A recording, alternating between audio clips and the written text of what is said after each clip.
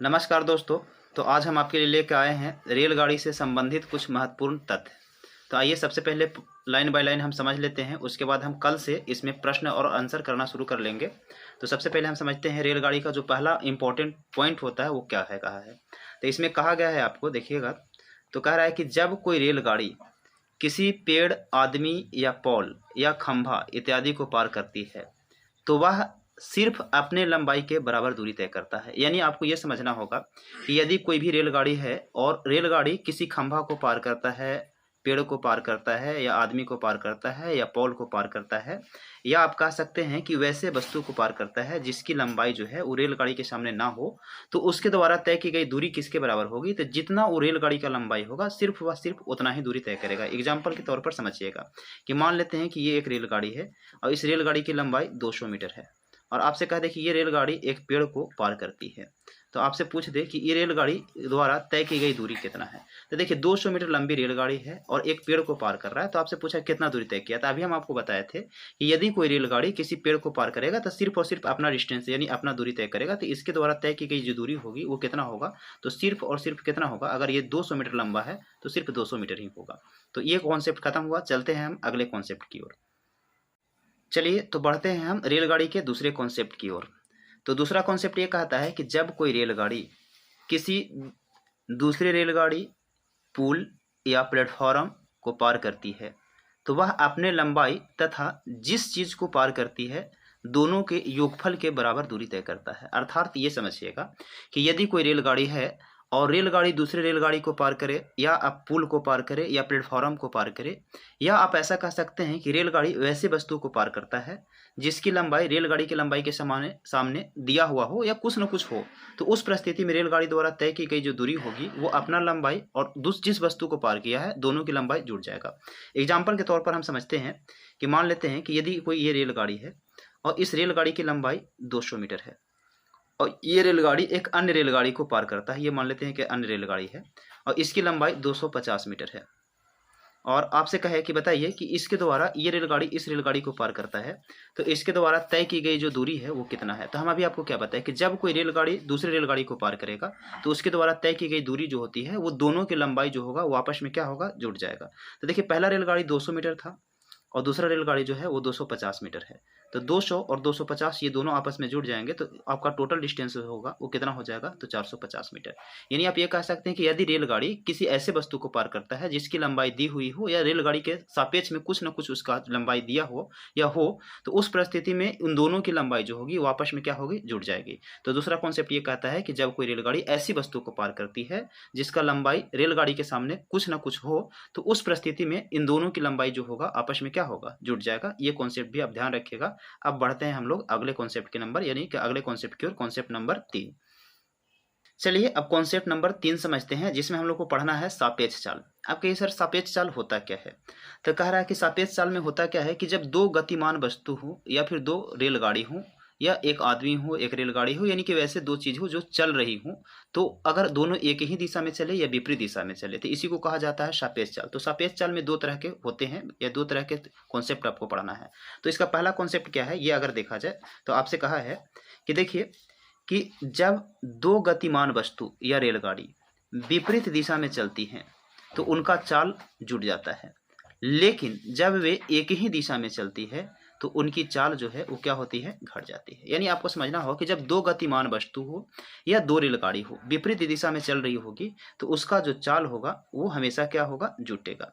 लेकिन जब ये दोनों एक ही दिशा में चलेगा तो इसका चाल जो होगा आपस में हमेशा घटा लिया जाता है। एग्जाम्पल के तौर पर समझिएगा कि एक रेलगाड़ी है जिसकी चाल मान लेते हैं कि 75 किलोमीटर प्रति घंटा है, और एक और रेलगाड़ी है जो इधर से आ रहा है और इसकी चाल मान लेते हैं 50 किलोमीटर प्रति घंटा है।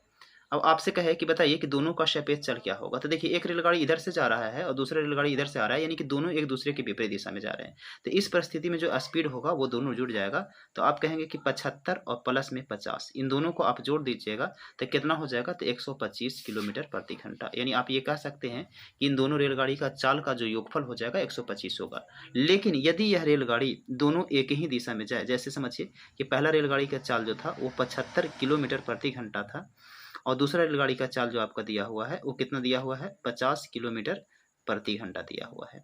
और अगर ये दोनों एक ही दिशा में जाएगा तो इस परिस्थिति में क्या होगा, इन दोनों का चाल जो होगा आपस में घट जाएगा। अर्थात आप कह सकते हैं कि 75 में से 50 हम क्या करेंगे, माइनस कर लेंगे, तो ये जो स्पीड आएगा वो कितना हो जाएगा, तो आप कह सकते हैं 25 किलोमीटर प्रति घंटा। तो ये कॉन्सेप्ट भी आप ध्यान में रखिएगा।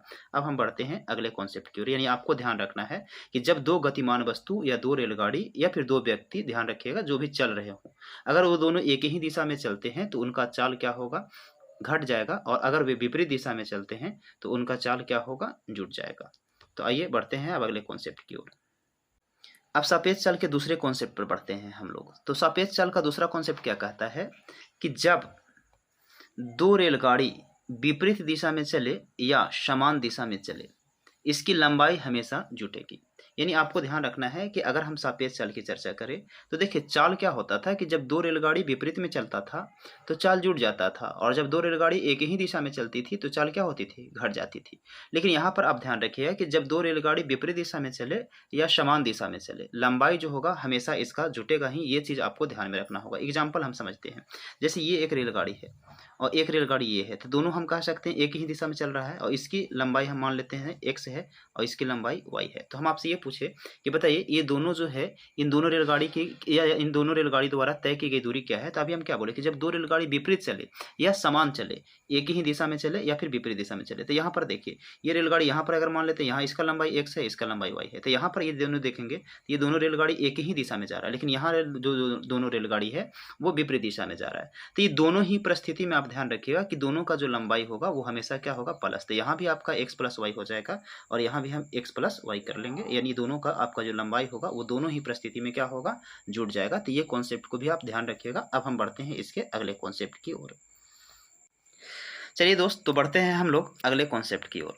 तो अगला कॉन्सेप्ट में हमको ये सीखना है कि अगर हमको चाल किलोमीटर प्रति घंटा में दिया हुआ हो और उसको मीटर पर सेकेंड में बदलना हो तो क्या करेंगे, और मीटर प्रति सेकेंड में दिया हुआ हो और इसको किलोमीटर में बदलना हो प्रति घंटा में, तो हम क्या करेंगे।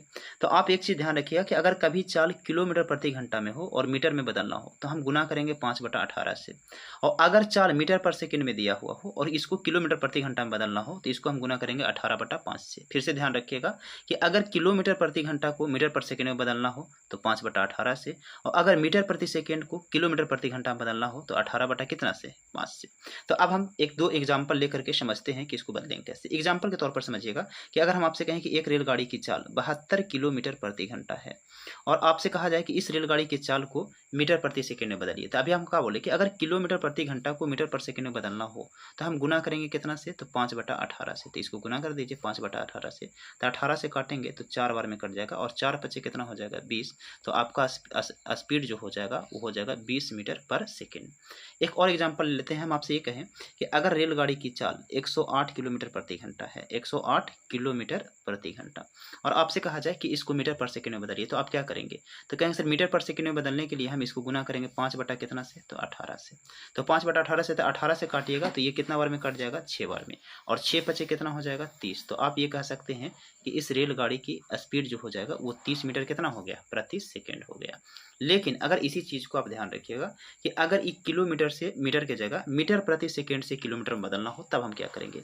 अब एग्जांपल समझिएगा कि अगर हम मान ले कि रेलगाड़ी की चाल जो है वो 25 मीटर पर सेकेंड है और आपसे कहे कि इसको किलोमीटर प्रति घंटा में बदलिए, तो मीटर पर सेकेंड से किलोमीटर प्रति घंटा में बदलना हो तो उस परिस्थिति में हम क्या करेंगे कि इसको गुना करेंगे कितना से, तो 18/5 से। अब ध्यान रखिएगा 18/5 से, यानी कि किलोमीटर को मीटर में बदलना हो तो 5/18 और मीटर प्रति सेकेंड को अगर किलोमीटर में बदलना हो तो 18/5। ये 5 से काटिएगा तो देखिए कितना बार में कट जाएगा, 5 बार में, तो 18 × 5 कितना हो जाएगा, 90। यानी आपका स्पीड जो हो जाएगा वो 90 मीटर कितना हो जाएगा, पर सेकेंड। इस चीज़ का आप ध्यान रखिएगा।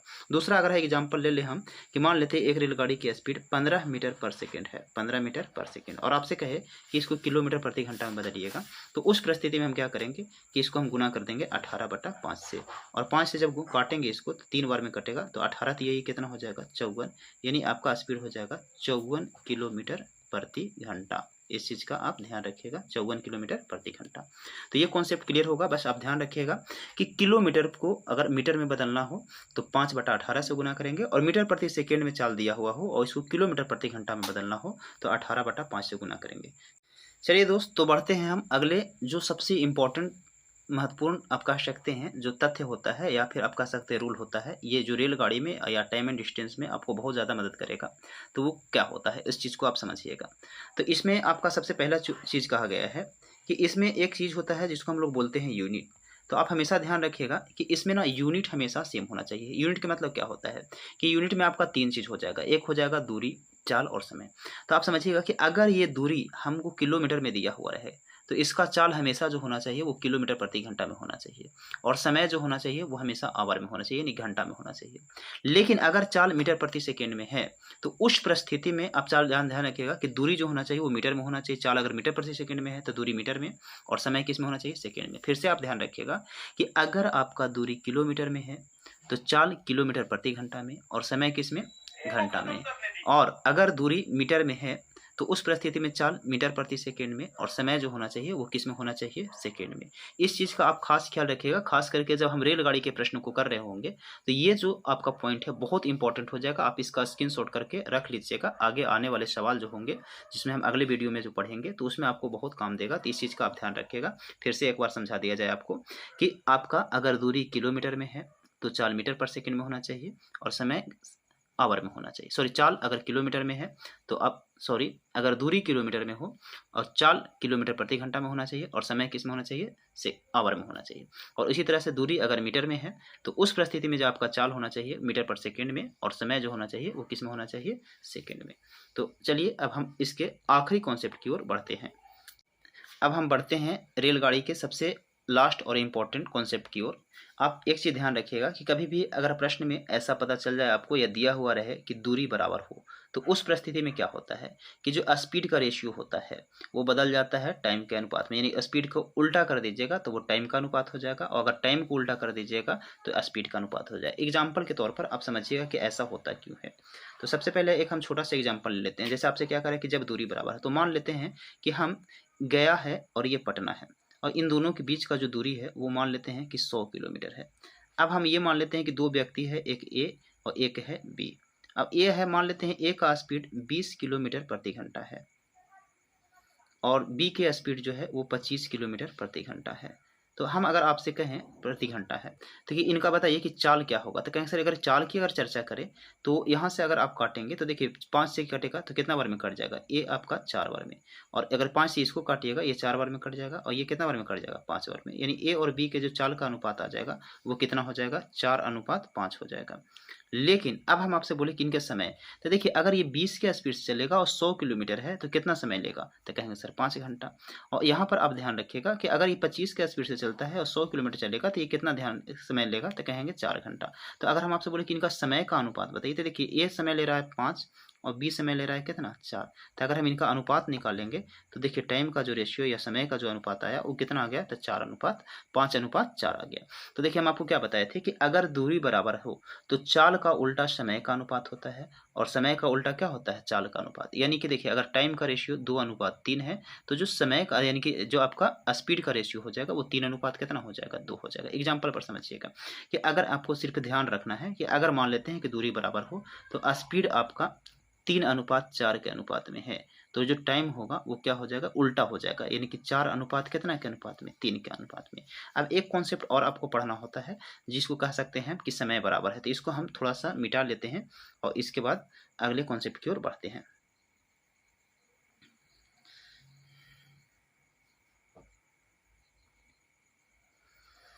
तो देखिए दूसरा कॉन्सेप्ट क्या कहता है कि दूसरा कॉन्सेप्ट ये कह रहा है आपको कि अगर समय बराबर हो, देखिए समय, जब समय क्या हो, बराबर हो, तो आप ध्यान रखिएगा कि जब समय बराबर होता है ना तो जो स्पीड यानी जो चाल का अनुपात होता है वही आपका दूरी का अनुपात होता है, और जो दूरी का अनुपात होता है वही आपका क्या होता है, चाल का अनुपात होता है। यानी अगर दूरी का अनुपात 2:3 होगा तो चाल का अनुपात भी 2:3 ही होगा, और अगर चाल का अनुपात दिया हुआ है कि 2:3 है तो फिर दूरी का अनुपात भी क्या हो जाएगा, 2:3 ही होगा। एग्जाम्पल समझिएगा कि अगर समय बराबर हो तो कैसे ऐसा होता है। तो हम मान ले कि दो व्यक्ति है, एक ए है और एक है बी, और ये दोनों को समय जो मिलता है वो 4 घंटा का दिया जाता है। और हम आपसे बोले कि इसका स्पीड है 10 किलोमीटर प्रति घंटा और इसका स्पीड है 20 किलोमीटर प्रति घंटा। तो हम आपसे बोले कि बताइए कि अगर इनका चाल के अनुपात बोले स्पीड, तो स्पीड की रेशियो की अगर हम चर्चा करें तो कहेंगे सर स्पीड का रेशियो जो है वो 1 अनुपात कितना है 2 है। और अगर ये भी 4 घंटा चलेगा तो 10 के स्पीड से 4 घंटा चलेगा तो वो कितना चलेगा 40, और ये 20 के स्पीड से 4 घंटा चलेगा तो कितना चलेगा 80। अब अगर यहाँ से आप रेशियो निकालिएगा तो 1 अनुपात कितना होगा 2। यानी आप यहाँ भी देख रहे होंगे कि स्पीड का अनुपात 1 कितना था, ये 1 अनुपात 2 है। और ये आप हमारा देखिएगा कि दूरी का अनुपात भी कितना आ गया 1 अनुपात 2 ही आ गया। तो आप ये कह सकते हैं कि अगर समय बराबर हो, यानी क्या कहा जाए तो आप कह सकते हैं कि अगर समय बराबर हो, क्या हो कि समय बराबर हो, तो उस परिस्थिति में क्या होता है कि जब स्पीड का रेशियो रहेगा वही डिस्टेंस का रेशियो होगा, और जो डिस्टेंस का रेशियो रहेगा वही क्या होगा स्पीड का। तो ये 4-5 पॉइंट जो है इंपॉर्टेंट, ये आप चीज़ों को ध्यान रखिएगा। फिर हम मिलते हैं आपसे अगले वीडियो में, कल इसी टाइम में मुलाकात होगी आपसे। धन्यवाद।